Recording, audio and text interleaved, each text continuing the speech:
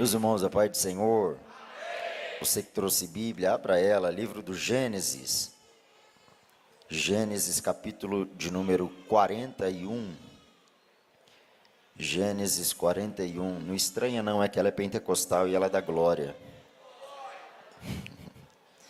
Gênesis capítulo 41 e o verso 52, diz o texto: quanto ao segundo filho, ele o chamou de Efraim, justificando: Deus me fez próspero na terra dos meus sofrimentos. Quanto ao segundo filho, ele o chamou de Efraim, justificando: Deus me fez próspero na terra dos meus sofrimentos. E você diz amém?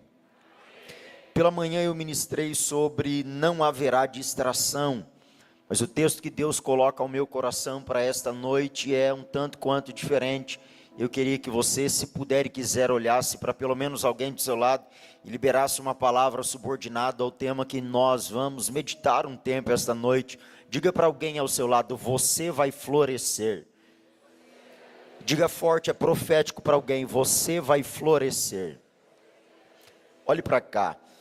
Nós estamos diante de um texto, diante de um livro conhecido, se não de todos, mas pelo menos pela maioria de nós que aqui estamos. O livro do Gênesis tornou-se conhecido a tal ponto de que o maior número de histórias que nós conhecemos está registrada exatamente neste livro.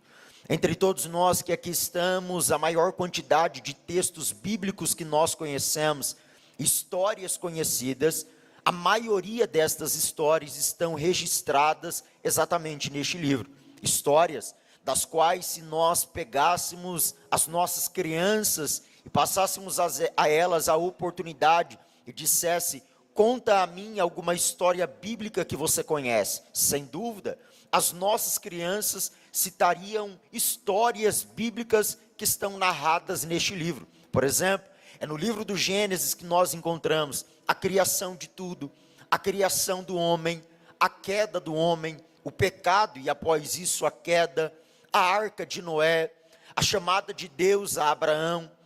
Tantas histórias conhecidas quando, por exemplo, em Gênesis capítulo 22, Deus pede a Abraão que entregue o seu filho Isaque. Histórias que marcaram o nosso coração, histórias que fazem parte da nossa vida. Só que cá entre nós, permita-me dizer ao teu coração, e você se lembra e sabe, que este livro é da autoria de Moisés, que é o autor dos 5 primeiros livros da Bíblia, conhecido como Pentateuco ou Torá.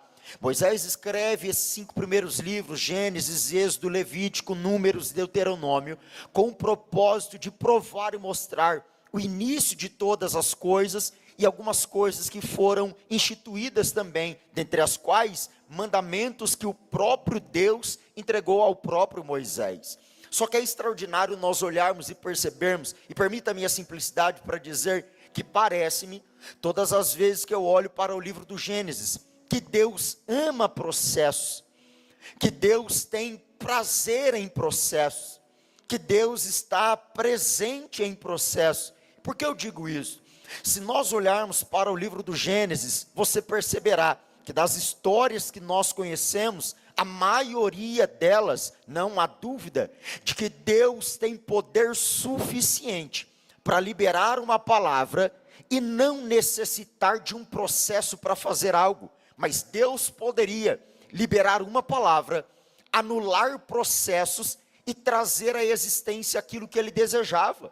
Todos nós que aqui estamos, eu acredito que concordamos que Deus não precisaria se submeter a processo nenhum. Ele tem poder suficiente para liberar uma palavra e trazer à existência aquilo que Ele desejava.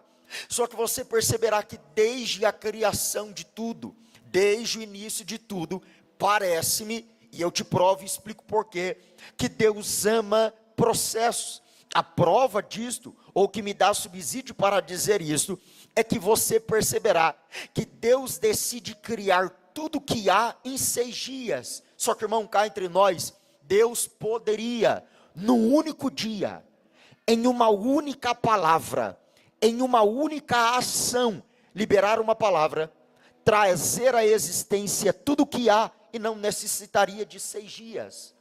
Não precisaria Deus se utilizar de 6 dias e em cada dia criar algo para um propósito, com uma finalidade. Deus poderia, com uma palavra, trazer à existência tudo o que há. Só que Deus está permitindo os processos dos 6 dias, e eu não sei se alegra o coração de alguém, mas ao final de cada dia e cada coisa que Ele faz, além dele se utilizar dos processos, Ele ainda declara no final de tudo que diz: eu fiz e é bom. Tudo que Deus está fazendo, ao final do primeiro dia, ao final do segundo dia, nos 6 dias, Deus cria, traz à existência, e no final diz: e declarou Deus e disse, e viu que era bom. É extraordinário perceber então que Deus está amando processos, se valendo de processos, mas também presente em processos. É extraordinário nós notarmos e percebermos que em todos esses processos, e não apenas no da criação, mas como por exemplo, quando o homem peca, o homem cai, o homem falha, e Deus agora chama Noé. A mensagem de Deus a Noé é: Noé, eu te darei um projeto, com um propósito, uma finalidade. O objetivo é salvar você e a sua casa pela tua fidelidade.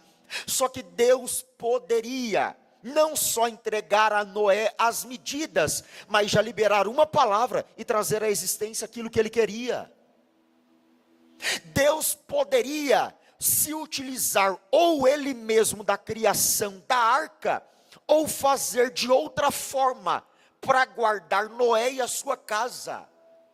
Deus não precisaria liberar uma palavra para o Noé passar tanto tempo construindo uma coisa, que ele gastou mais tempo na construção, do que no tempo do dilúvio.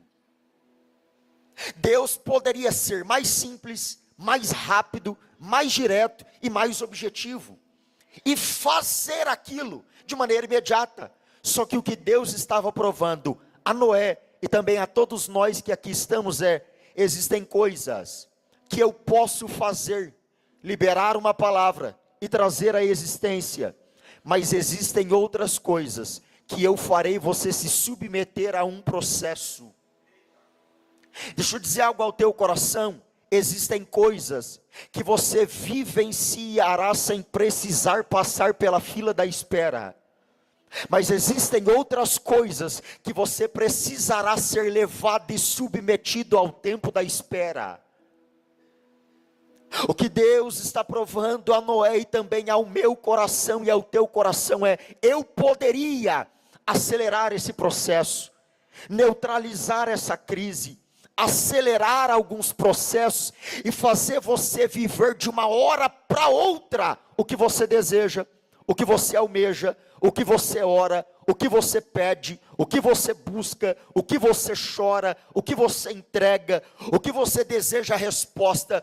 Mas Deus nos traz aqui nesse culto hoje à noite para dizer ao meu e ao teu coração: eu tenho poder para acelerar, mas te permitir passar por esse processo para te forjar e capacitar para uma nova história. Alguém levantou a mão lá em cima, eu vou dizer de novo: Deus poderia acelerar esse processo, mas te traz aqui para dizer: eu não acelerei e não te impedi de viver esse processo, para que você dê valor quando chegar o tempo da conquista, para que você dê valor quando chegar o tempo do tratamento. Ele tem a cura nas mãos para dar cura a hora que quiser. E a gente fica questionando: por que não curou ainda? Deus te traz aqui para dizer: é que você depois desse processo será diferente do que entrou. Eu sinto graça e autoridade, vou dizer de novo. Deus te traz aqui para dizer: eu não impedi esse processo, porque antes dele você não tinha maturidade, era um crente, tinha uma forma, mas eu permiti esse processo, porque depois dessa crise, depois desse caos, depois desse processo, eu vou te arrancar totalmente diferente, eu vou tirar você totalmente restaurado. Tem crente que entrou nesse processo de um jeito, e tem gente que vai olhar você saindo dele totalmente totalmente maduro, transformado, restaurado. E é Deus dizendo: é que eu usei ele para te preparar, para te forjar e para capacitar.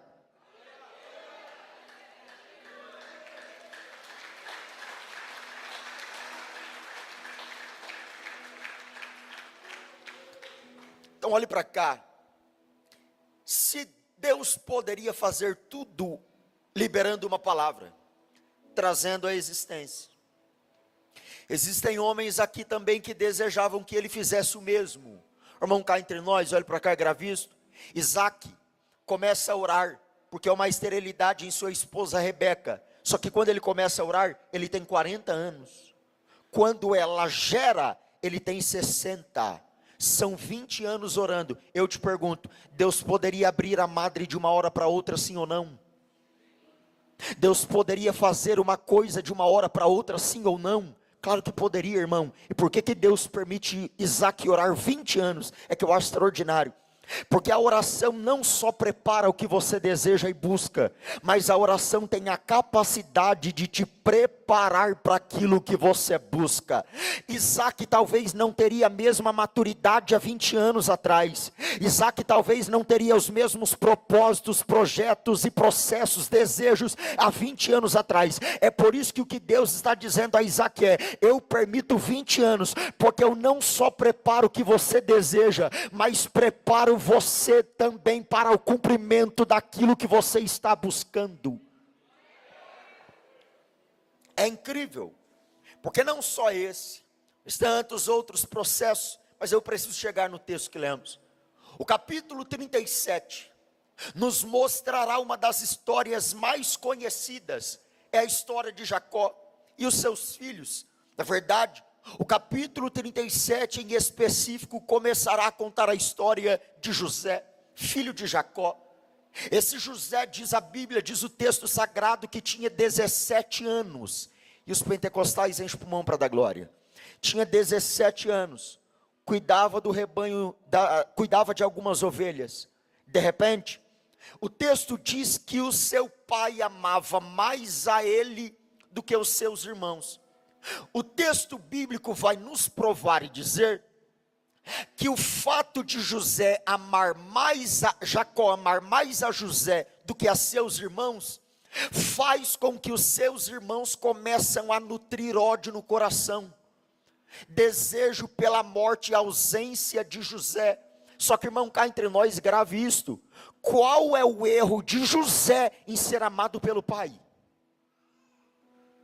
Percebeu que José está sofrendo uma ameaça, alguém que se levanta contra ele por algo que ele nem fez. O que José fez para ser mais amado pelo pai do que os seus irmãos? Irmão, nada. É o pai que decidiu e colocou no coração amar mais a José. José não tomou lugar de ninguém.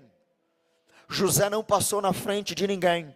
José não teve atitude nenhuma diferente. É por isso que olhe para cá, cuidado para não sair de processos e não entregar chamadas, ministérios, vocações e tudo que Deus diz que vai fazer em você e através de você, quando alguém se levantar contra. Porque você precisa ter maturidade para entender que na caminhada existirão pessoas que não vão gostar de você, não vão com a tua cara e não tem explicação. Irmão, talvez eu estou dizendo alguma coisa que você não conhece, mas pelo menos para mim, eu conheço gente que não gosta de mim, não vai com a minha cara, eu nunca fiz nada.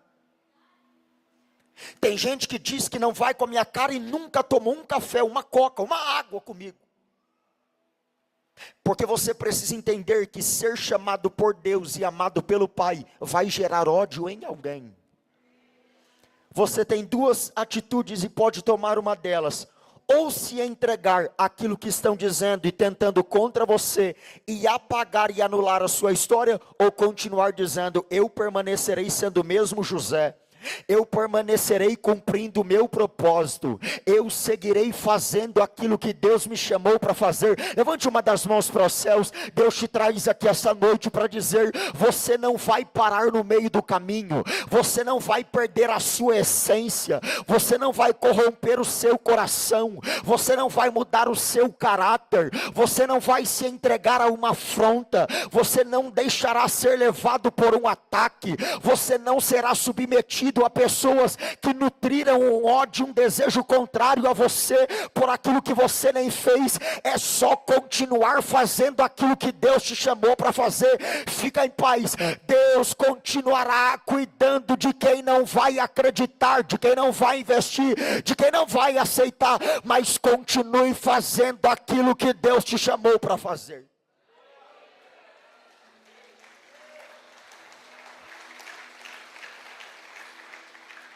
Jesus é a maior prova que nós temos disso.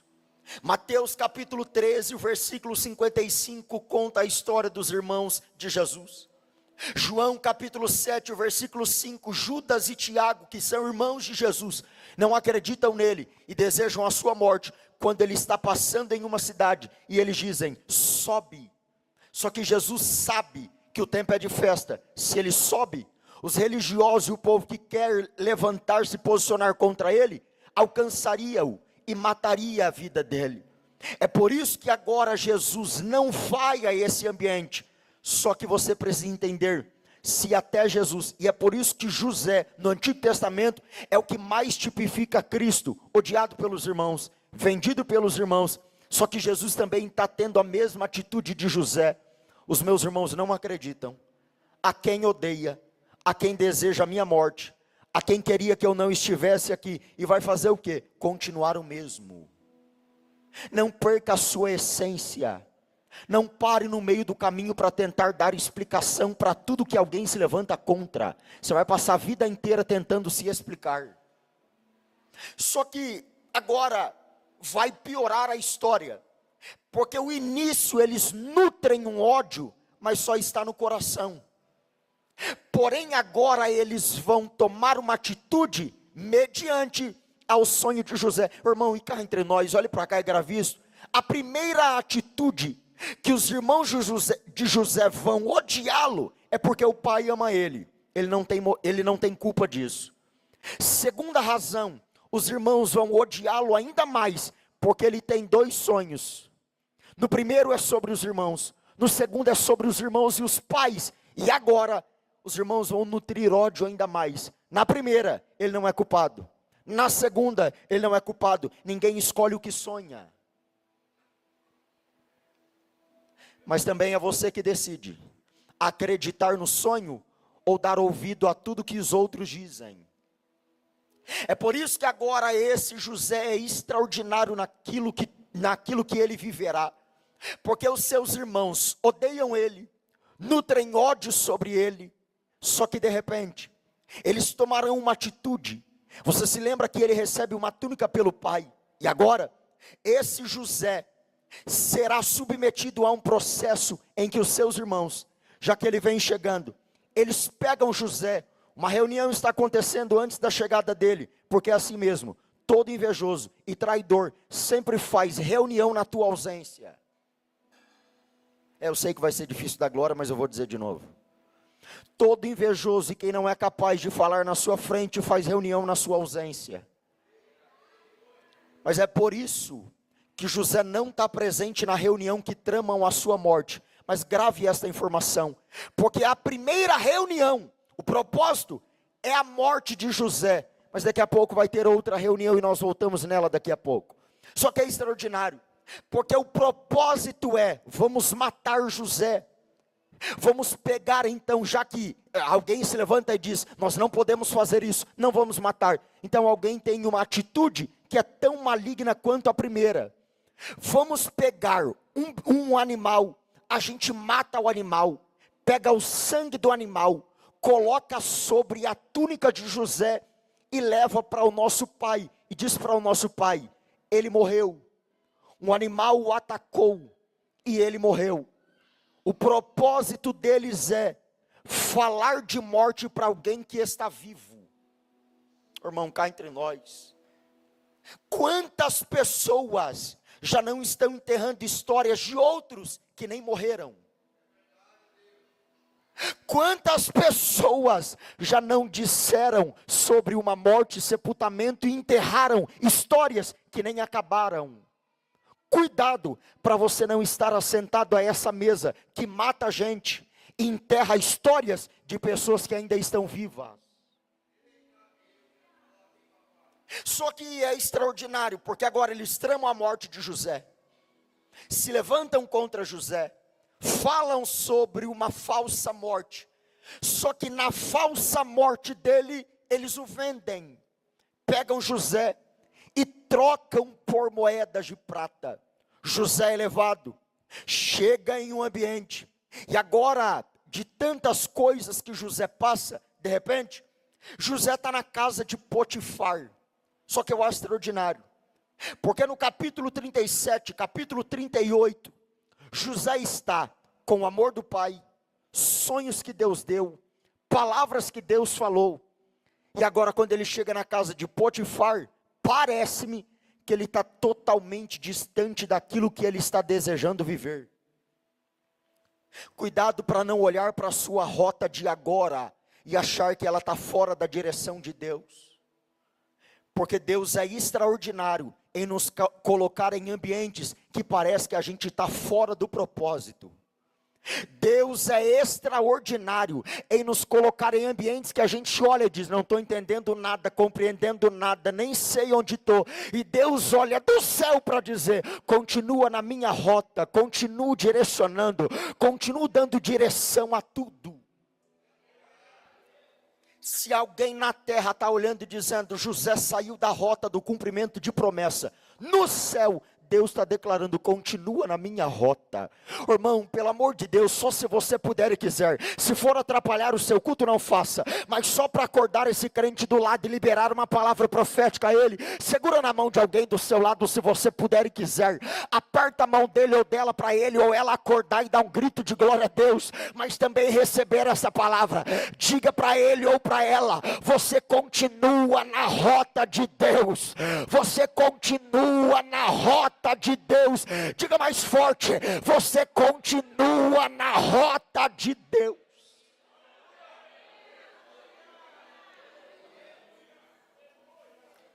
O fato de te venderem, o fato de te trocarem, o fato de falarem sobre morte, você estando em vida, não altera, você continua na rota de Deus. Levante uma das mãos lá em cima, você que pode. Eu vim pregar ao coração de alguém que está olhando para essa crise, para esse caos, e está dizendo, Deus me esqueceu, me abandonou, me deixou, saí da rota dele, saí da mão dele, saí do caminho dele. Tem gente em lágrima porque está entendendo que Deus está dizendo, Deus te traz aqui para dizer, você nunca saiu da minha rota, está em lugar que não entende, não compreende, e a sociedade não está entendendo nada, mas fica em paz, eu sou assim mesmo, eu tenho caminho na tempestade, eu tenho caminho no deserto, eu tenho caminho em vales, mas fica em paz, você continua na minha rota, continua na minha rota.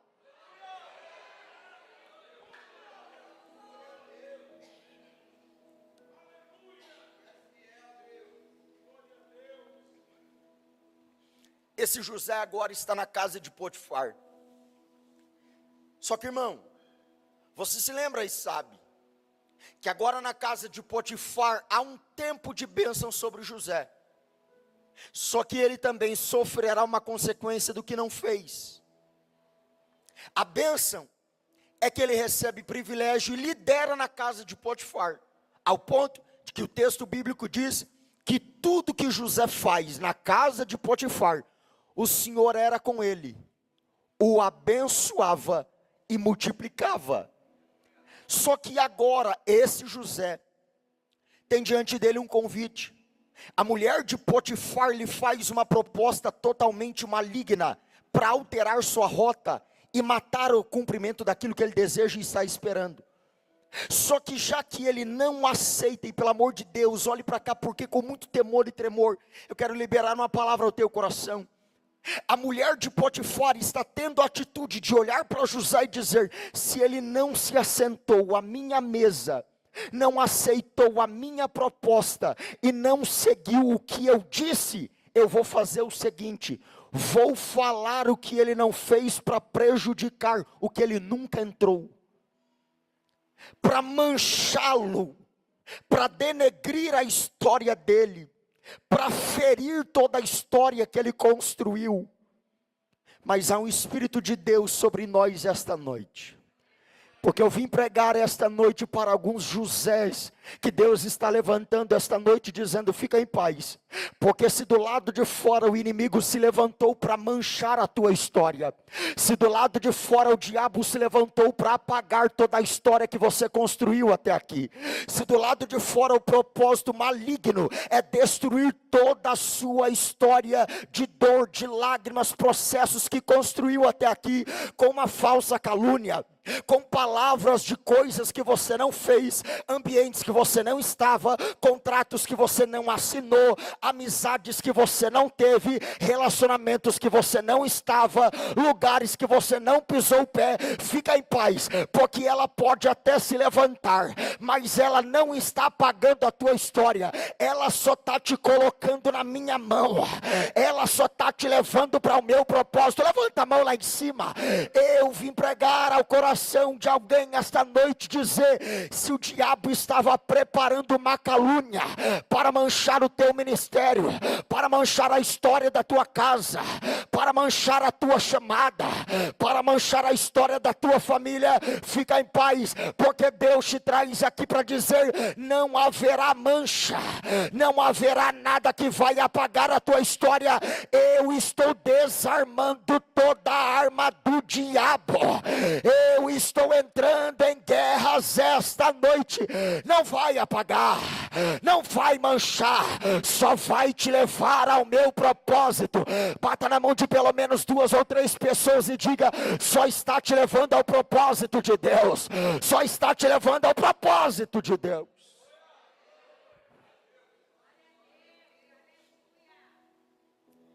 Esse José agora então será levado a uma prisão. Ele não merece estar lá. Olhe para cá, grave isso no teu coração. Ao longo da história, você vai se encontrar em lugares que você não merecia estar. Eu sei que talvez não é o que você queria ouvir, e eu sei que talvez vai ser difícil dar glória, mas eu preciso dizer ao teu coração: no processo do cumprimento de promessas, você precisará e estará em lugares que você não merecia estar. Eu estou dizendo aos nossos olhos, aos olhos da sociedade, você não merecia passar por essa crise, não merecia passar por esse caos, não merecia estar nesse ambiente, não merecia ser machucado como foi, não merecia ser denegrido como foi, não merecia ser ferido como foi. Mas fica em paz, porque nada disso está apagando a sua história.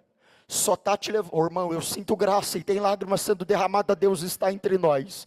Deus te traz aqui para dizer: não está apagando a tua história, não está manchando o teu nome, só está te fortalecendo, te forjando e preparando para aquilo que eu vou fazer. Lembra que eu disse no começo, existem cumprimento de promessas, que se você não passasse pelo processo, não teria maturidade para assumir alguns cargos e posições. É por isso que Deus te traz aqui para dizer ao teu coração: eu permiti essa ferida, eu permiti essa dor, eu permiti esse processo, mas fica em paz, porque a qualquer hora dessa, já está no meu relógio, a minha mão vai entrar aí, te arrancar desse ambiente e te levar para o tempo da exaltação, da exaltação.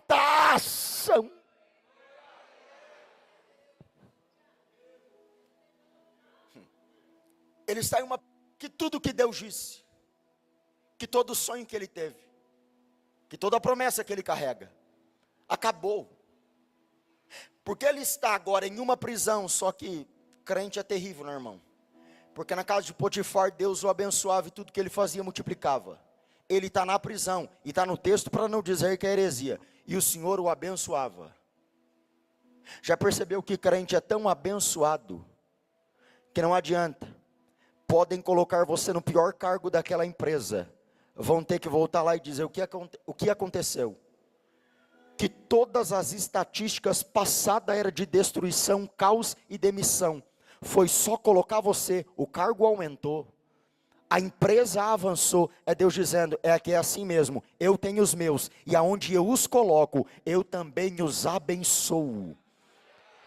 Não queira e não fique triste por uma posição injusta que te colocaram, a mão de Deus entrará lá também.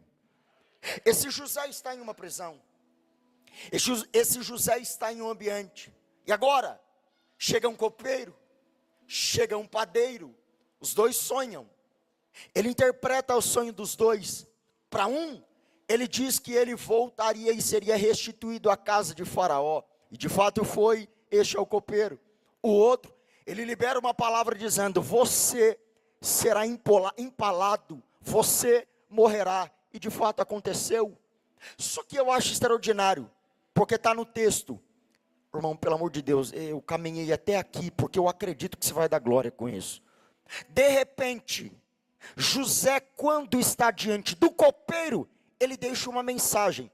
Eu não sei se você já fez, eu já fiz. O copeiro está saindo.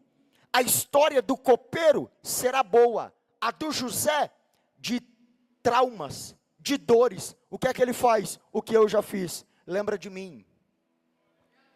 Leva o meu nome. Leva o meu currículo, cita a minha história. Só que tem um problema, porque o copeiro faz uma aliança e assume, eu vou lembrar de você quando chegar lá. Eu não sei se também já aconteceu com você, que quem disse que ia levar o currículo, perdeu no meio de tanta coisa. Quem disse que ia citar o seu nome, citou de outras tantas pessoas, e nem lembra de você. O capítulo 40, o texto ainda diz, o capítulo 41, capítulo 40 ainda, o texto diz, e o copeiro se esqueceu de José. Só que olhe para cá, cuidado, para não amaldiçoar o copeiro, porque até o esquecimento do copeiro faz parte da mão de Deus. Cuidado para não ficar arrumando briga com todo mundo que diz que ia ajudar e não ajudou. Cuidado em procurar intriga com alguém que diz que ia te apresentar em uma empresa, colocar o seu nome em uma reunião, só que agora a posição que ele está é tão boa, que ele nem lembra mais de você, nem lembra mais do seu nome, nem lembra mais da sua história. Só que olhe para cá, não amaldiçoe ninguém, porque não é o copeiro que esqueceu de José, é Deus que foi na memória do copeiro e disse, esqueça ele. Oh irmão, porque todo mundo que vive o cumprimento de promessa também já foi esquecido um dia. Porque naquele quarto trancado, a influência não deu conta. Alguém disse que ia ajudar e foi embora. Alguém disse que estenderia a mão e nem perto chegou. Alguém disse que mandaria recurso e nunca chegou no teu endereço. E Deus te traz aqui para dizer, não foi o copeiro, fui eu. Mas o que Deus está dizendo é que eu posso até me utilizar de pessoas para te levar em lugares, mas eu também posso apresentar o seu nome em ambientes. Irmão, lembra que eu acabei de dizer que na primeira reunião que o nome de José é citado, é para sua morte, só que agora vem uma segunda reunião. Enche o pulmão para dar glória. Se na primeira reunião a pauta é, como é que a gente vai falar sobre a morte de José? Como é que a gente vai dizer sobre a morte de José? A pauta é, a gente precisa ou matar ou fingir a morte dele. A segunda reunião, José está na prisão e nem sabe que a reunião está acontecendo. Só que na mesa de Faraó, Deus agora, permita-me a simplicidade, parece que tirou a mão da cabeça do copeiro e disse, agora chegou a hora de lembrar. Deus fez esquecer. E agora, irmão, permita-me a simplicidade, parece-me que vejo Deus vindo ao ouvido do copeiro e soprando, lembra, José.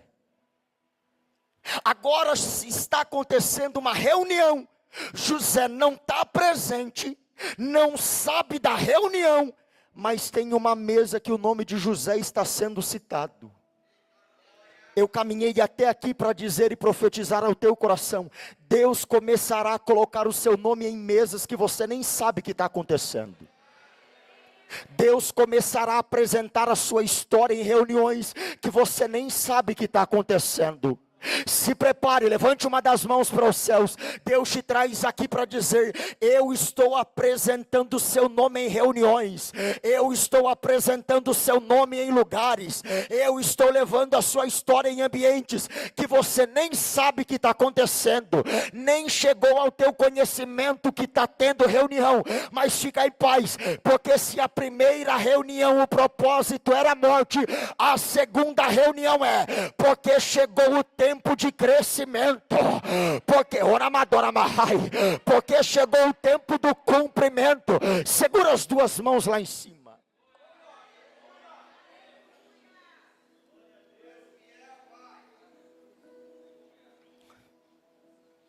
Eu caminhei até aqui para dizer ao teu coração e à tua alma: se prepare para olhar no telefonema DDD de onde você nem sabe que é.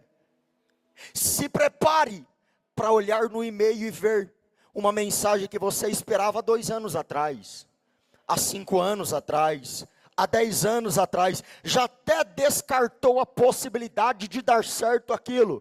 Só que Deus te traz aqui para dizer: é que eu estou colocando o seu nome em algumas mesas a partir desta noite. Eu queria pelo menos 2 para tomar posse dessa palavra. Deus está levando a tua história em mesas que você não conhece. Deus está levando o teu nome em ambientes que não chegou ao teu conhecimento. Deus está levando o teu nome em ambientes que você não sabe, mas é Deus dizendo: é que eu entrei na tua história, estou presente nesse processo, e chegou a hora de te apresentar, chegou a hora de te revelar. Eu estou colocando o seu nome em algumas mesas.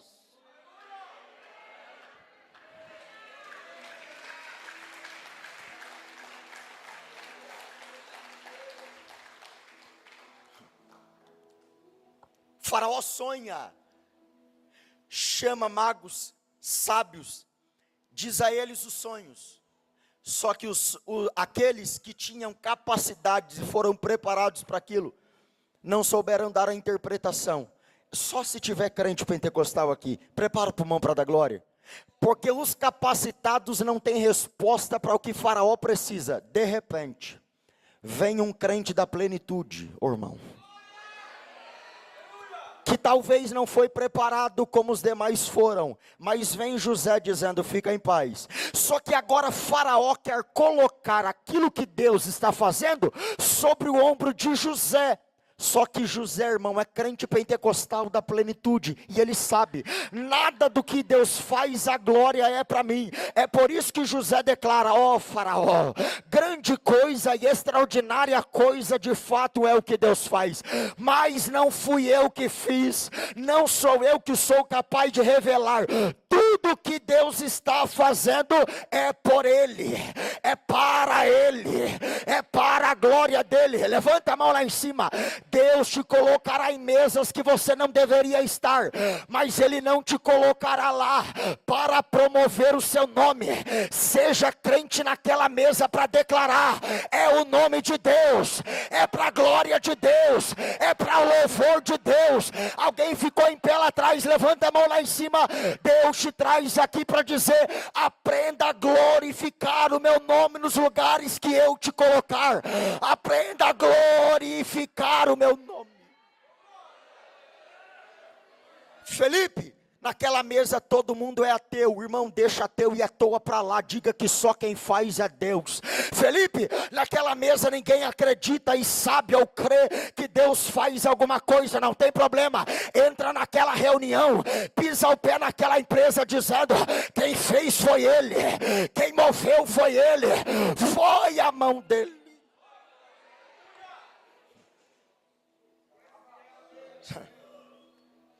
Ele chega, traz e coloca diante de Faraó aquilo que ele sonhou, a interpretação daquilo que ele precisava. Irmão, eu acho extraordinário, porque agora ele diz a Faraó o que ele precisava de fato, e agora ele será privilegiado por aquilo que fez. É por isso que, já que haverá um tempo de bonança e de fome, Faraó pega ele, coloca, e é Faraó que declara dizendo: abaixo de mim só tem José. Oh, irmão, eu não sei se é motivo para você dar glória, um prisioneiro que está em um trono dizendo: acima de mim só o Faraó. Irmão, só Deus para tirar de um lugar que todos descartavam e colocar entre príncipes e lugares extraordinários.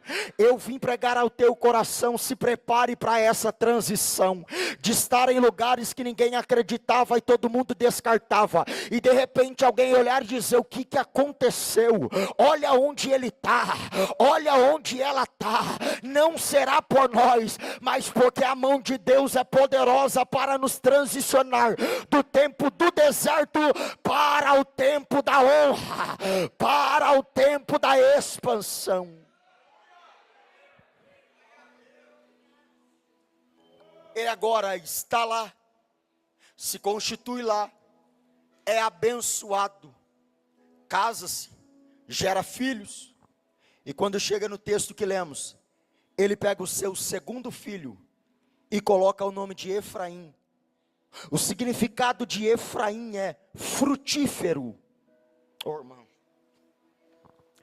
o que Deus está fazendo na história de José, ele reconhece. E você sabe que no Antigo Testamento, nome não era como hoje. Por exemplo, nós colocamos o nome da minha filha porque a gente gostou. Falei: por que você colocou esse nome? Porque eu gostei, a filha é minha, eu quis colocar. Só que antigamente não, no Antigo Testamento não. Os nomes aconteciam, na maioria das vezes, conforme o nascimento, ou com o que estava acontecendo no parto, ou a história que trouxe aquela gestação até ali. Quando José pega Efraim, ele coloca o nome de Efraim porque ele está dizendo: no lugar do meu sofrimento, Deus me fez florescer. Oh, irmão, no ambiente da dor, Deus me fez frutificar. Felipe, aonde você queria chegar? Cheguei, é só até aqui. Deus te traz aqui para dizer: esse tempo do sofrimento está gerando, você vai florescer e frutificar. Imagine comigo, eu fico imaginando e pensando, alguém olhando para a história do José de antes e dizendo: esse José tem a história marcada por sofrimento. Irmão, pelo amor de Deus, enche o pulmão para dar glória. Esse José tem a história marcada por dor, esse José tem a história marcada por lágrima. Só que agora tem que olhar para o José que está chamando Efraim e está dizendo: na terra do meu sofrimento, Deus me fez frutificar. O que José está dizendo é: eu estou arrancando as vestes do sofrimento, eu estou arrancando as vestes da dor, eu estou arrancando as vestes do luto, porque eu estou acessando uma nova história, eu estou acessando um novo ambiente. Levanta a mão lá em cima. Deus te traz aqui para dizer: você vai florescer, você vai florescer. Arranque esse tempo de sofrimento, arranque essas vestes de luto, arranque essas vestes de dor, arranque essas vestes de sofrimento, porque uma nova história está prestes a acontecer.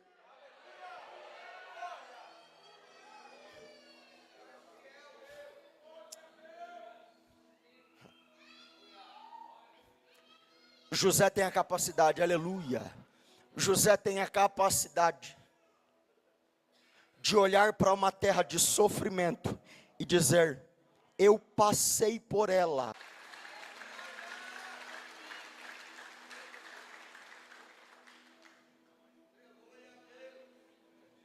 Eu encerro exatamente aqui. De manhã, eu disse que na nossa história há pelo menos duas canetas que escrevem a nossa história. A primeira é Deus, e só Ele é poderoso para escrever de fato a nossa história. Mas há uma caneta que está na tua mão, na minha mão, e existem coisas que é só você que pode fazer.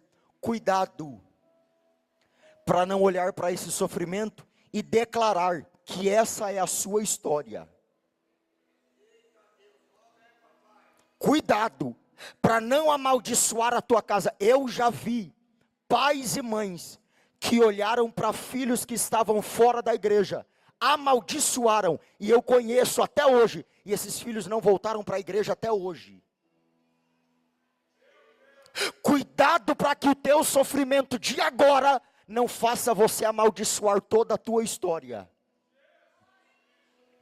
Cuidado para que essa escassez de agora não faça você comprometer todo o seu futuro. A empresa deu uma decadência agora, essa não é a história da tua empresa.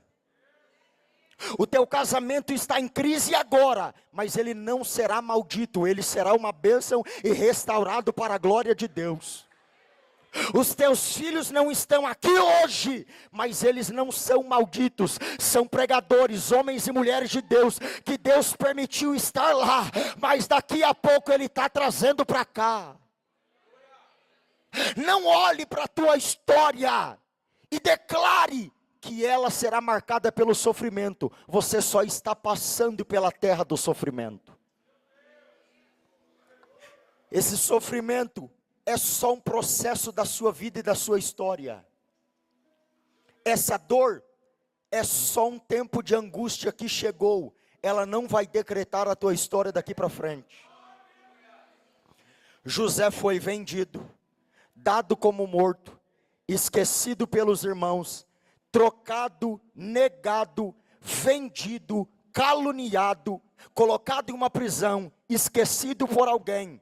Mas o que ele está dizendo é: eu não coloco na minha história que ela é de sofrimento. Eu entendi, haverá um florescer de Deus.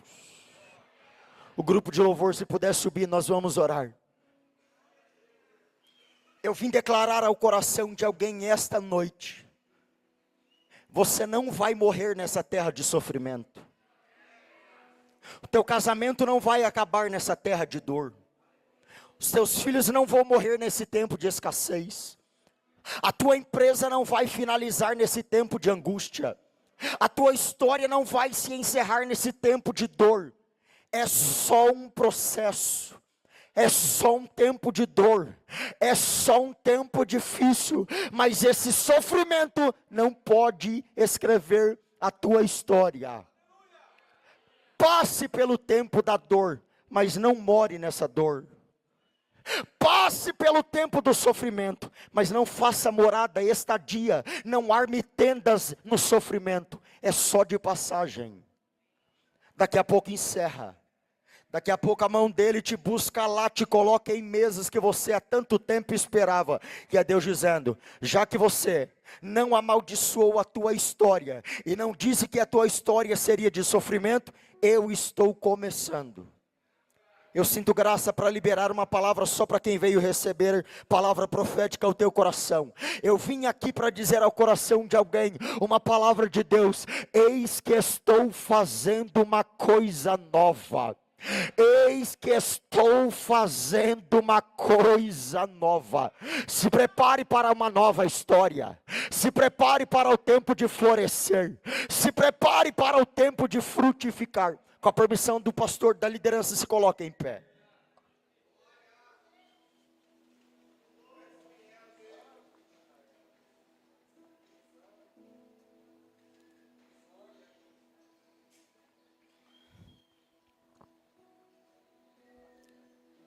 Eu quero orar com você e por você. Só que olhe para cá. Irmão, pelo amor de Deus, saia daqui hoje à noite.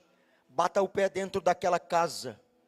A mesma casa que você saiu para vir para cá, amaldiçoando e não acreditando no que Deus faria. Volte lá. Bata o pé e diga: toda palavra contrária e maligna vai bater em retirada agora. Os teus filhos serão uma bênção. A tua casa será uma bênção. O teu casamento será uma bênção. A tua finança será uma bênção. A tua empresa será uma bênção. passou pelo sofrimento, mas ela não declara e não decreta toda a sua história. Eu queria orar com você e por você. Felipe, eu acredito que essa palavra é para mim. Eu acredito que chegou o meu tempo de florescer, que chegou o meu tempo de frutificar, que chegou o meu tempo de crescer, que chegou o meu tempo de expandir. Eu tomo posse dessa palavra. Ela é para mim, ela é para minha casa, ela é para minha história. Saia do seu lugar e venha até o altar. Eu quero orar com você e por você.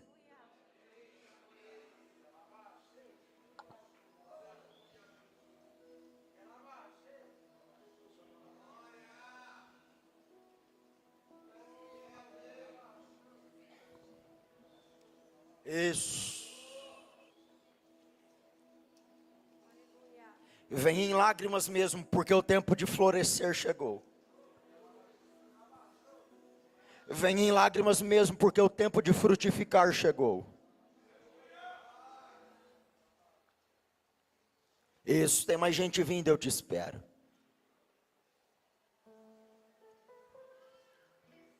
Se você puder e quiser, abrace alguém que está perto a você, se você tiver liberdade para isso.